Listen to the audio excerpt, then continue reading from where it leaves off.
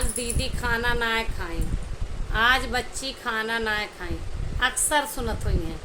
शादीशुदा लड़की है जे अपने बाप के बड़ी दुलारी रहा थी, बड़ा प्यार रहा था। हमरो पिताजी बहुत दुलार करता है और जे अपने घर में दूबिक सुटकुनी ना मारी गए रहती, डांटे ना रहता है, क्यों कुछ कहे ना गया। अक्सर वह लड़की जब ससुराल पहुंचा थी और थोड़ा सा भेदभाव महसूस करा थी, थोड़ा सा अपमान होता है, थोड़ी सी बेइज्जती होता है, खाना पीना छोड़ देती, 2 दिन 4 दिन तक उठबे ना करती। फिर दुनिया में बदनामी फैलब शुरू हो जाता है। आए बहनी उनका पतोहिया झगड़ा मचाए भी रिसियान ही गोड़े मुड़े ओढ़े पहुड़ी ही खात नाई है। लेकिन सबका का पता है कि तोहरे अंदर का भावना चलती है, का फीलिंग चलती है। जे लड़की अपने घर में कुछ ना कहे बा उसे दब के काम करावत जाता है। जे लड़की एक दिन डांटी ना गया है ओका कुल घर मिलके बुलहन बोलता है, ताना देता है, उलाहना देता है, तरह तरह के बात सुनावत है। जे के माई बाप कभो ओका आँख तरियर के देखे ना ना ओका मारे तक चढ़ाता है। वह लड़की का कितना एक अचानक जब दुख पड़ा थी तो कितना ज़्यादा दुख है, कितना ज़्यादा ओके भावना आहत है, वो का महसूस करती है।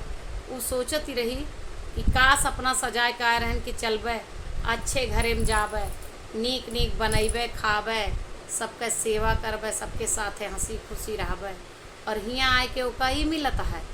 तो वो कितनी ओकरे भावना का कितनी ठेस पहुँची बा, वो कौने चीज़ का मान अपमान ले परिवार क्यों एक का सोचे वाला नहीं।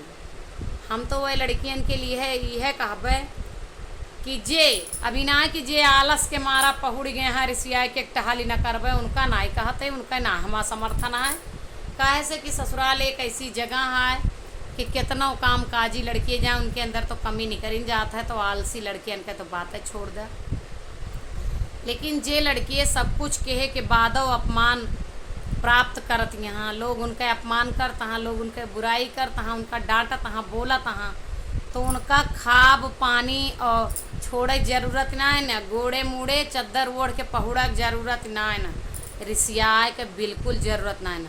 एक दिन ना है ये तोहरे साथे मरते दम तक होए, तो एक का समझ ल कि ज़िंदगी का एक हिस्सा है।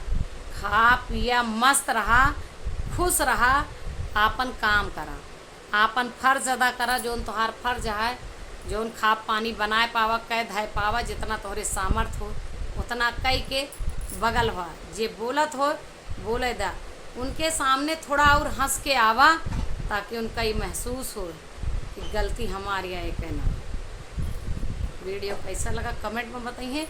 कहा कि मतलब टेंशन लेकर बिल्कुल ज़रूरत ना, खा पिया मस्त भैया, रिश्तेदारी तो आ ना आया है, ज़िंदगी बीते कहा हुआ तो कब तक रिसियान पर ही रहबू, कब तक खाबू ना, कब तक पीबू ना, कब तक रिसियान रहबू। तोहार लड़का बच्चा आदमी के देखे, तोहार जिम्मेदारी के देखे, जब तोरे देह में जागर रहे तबे तो खा पिया लड़ा झगड़ा वही घर में सबके ऊपर हो के रहा। ये हमार से